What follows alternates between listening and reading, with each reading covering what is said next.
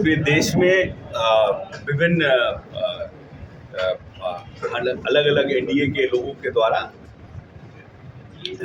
Budget को लेकर के जो दिग्भ्रमित किया जा रहा है लोगों को, उसके लिए हर जगह संगोष्ठी और प्रेस कॉन्फ्रेंस के माध्यम से अपनी बात को रखने का हम लोग एनडीए के लोग काम कर रहे हैं। आज उसी क्रम में हम जहानाबाद आए हैं। मैं समझता हूं कि जो ये बजट पेश हुआ है, 8वीं बार माननीय वित्त मंत्री जी ने इस देश का बजट पेश किया है और इस बजट को बिहार को इस बजट से काफ़ी फायदा है, क्योंकि बिहार एक कृषि प्रधान देश है और प्रदेश है और बिहार में दो जो मेजर निर्णय किए गए हैं एग्रीकल्चर को लेकर के। एक तो मखाना बोर्ड का गठन। तो मखाना आज के डेट में पूरी दुनिया में एक वंडर्स फूड में आ रहा है, जिसमें कि लेस फैट है और प्रोटीन और उसमें कैल्शियम बहुत है। तो पूरी दुनिया में अब डिमांड जो है मखाना का बढ़ रहा है और हमारे यहाँ मखाना के एक्सपोर्ट्स भी काफ़ी हो रहा है। तो उसकी क्वालिटी को हम कैसे इंक्रीज़ करें, उसके यील्ड को हम और कैसे इंक्रीज़ कर सकते हैं और बेस्ट प्रोडक्शन इंटरनेशनल मार्केट में हम कैसे भेज सकते हैं, उसके लिए मखाना बोर्ड जो है आने वाले समय में बड़ा मील का पत्थर साबित होगा।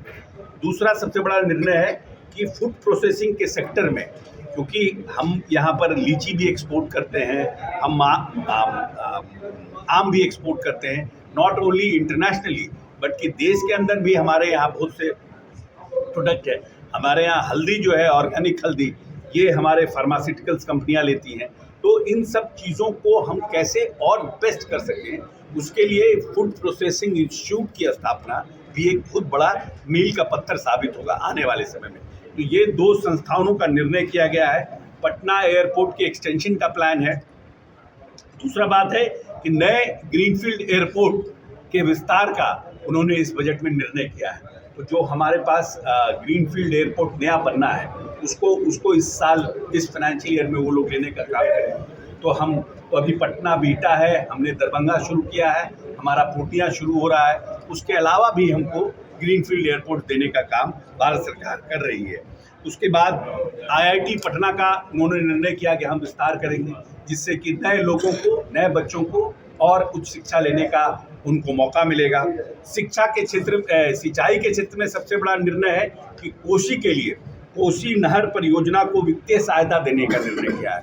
उससे लगभग 50 हेक्टेयर जो जमीन है उसको हम सिंचित कर पाएंगे इस योजना से। जो कोसी की बाढ़ में जो इलाका डूब जाता था, जो इलाका खराब हो जाता था, जहां बालू आ जाता था, वहां पर हम 50,000 हेक्टेयर को अधिक कृषि भूमि को डेवलप कर पाएंगे। तो जिससे कि हमारा प्रोडक्शन, जो स्टेट का एग्रीकल्चर प्रोडक्शन है, वो निश्चित रूप से इंक्रीज करेगा। और मिथिला के लिए विशेष सिंचाई योजना को भी क्या है, क्योंकि मिथिला भी हमारा बाढ़ का इलाका है, वहाँ पर भी सिंचाई योजना का निर्णय किया गया है।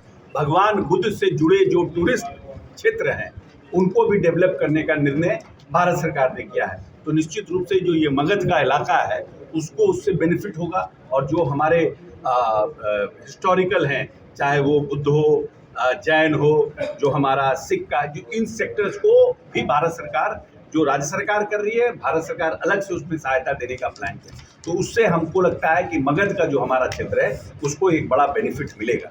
और हम समझते हैं कि जिस तरह से प्रगति यात्रा के माध्यम से माननीय नेता ने अभी गंगा के ऊपर जो उन्होंने भ्रमण किया था फर्स्ट और सेकंड फेज में, तो उसमें उन्होंने लगभग 20,000 करोड़ का बजट उन्होंने सैंक्शन किया था कैबिनेट से उस प्रगति यात्रा के फर्स्ट फेज में। जो हमारा सेकंड फेज हो रहा है, जो पूरा मगध का, पटना से लेकर के नवादा से लेकर के वो वहाँ तक आपको यूपी बॉर्डर तक, तैमूर रोहतास तक का, और आज तक का पटना में ख़त्म हो रहा है। तो ये भी जो है बहुत बड़ा 25 को कैबिनेट होगा। इस कैबिनेट में इन सब की घोषणा जो भी हुई है, चाहे वो जहानाबाद में हो, गया में हो, इस पूरे मगध का इलाके में उस योजनाओं को पास किया जाएगा।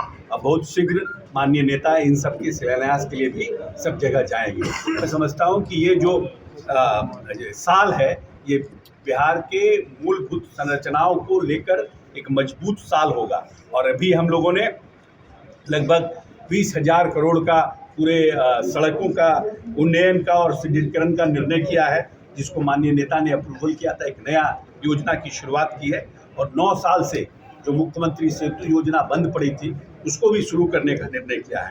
तो सड़क में 194 सड़क जहानाबाद में लिया गया है, जो 326 किलोमीटर है टोटल।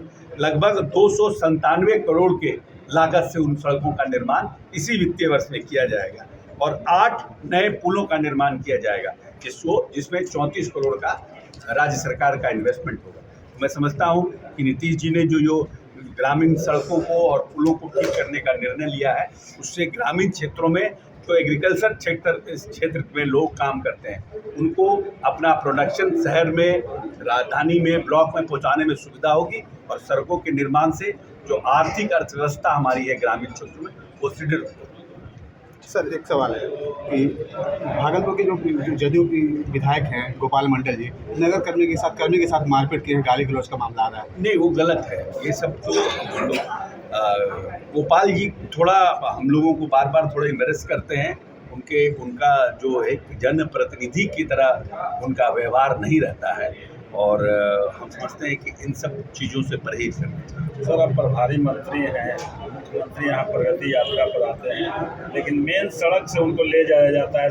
शहर के जितना भी लिंक सड़क है जिसकी स्थिति बेहद ही जर्जर है, क्या इस पर कुछ देखिए ऐसा है कि जो ग्रामीण सड़कों की स्थिति है वो तो हम सब सड़क बना रहे हैं। 397 के बाद समग्र विकास से हम लोगों ने पैसा आया हुआ है, समग्र विकास से हम लोगों ने योजना ली है। भारत सरकार ने भी बजट में प्रावधान किया है और भी कुछ अर्बन क्षेत्र में हम लोग पैसा दे रहे हैं और जिससे कि शहरी विकास को और ताकत मिल सके। सर, पहले जिले में IFP योजना संचालित होती थी, उससे जिले का विकास होता था नक्सल पर। क्या पुनः वो IFP योजना को संचालित किया जाएगा, इंटीग्रेटिव प्रोग्राम? वो तो चल रहा है, उसमें कुछ फंड आता है भारत सरकार से।